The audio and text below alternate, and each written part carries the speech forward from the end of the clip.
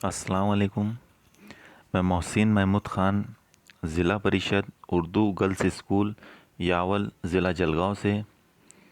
प्यारे बच्चों, आज हम जमात चहारूम मज़मून इल्म रियाज़ी सबक नंबर 7 सिक्के और नोट, इस सबक के बारे में मालूमात हासिल करेंगे।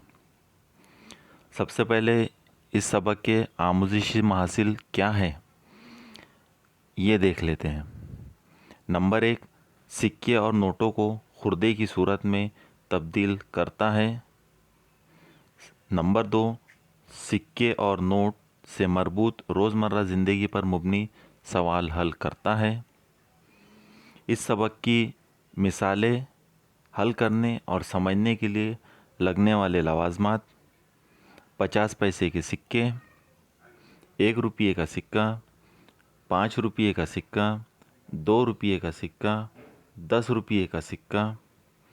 इसी तरह से 5 रुपये का नोट, 10 रुपये का नोट, 20 रुपये का नोट, 50 रुपये का नोट, 100 रुपये का नोट, 200 रुपये का नोट, 500 रुपये का नोट और 2000 रुपये का नोट।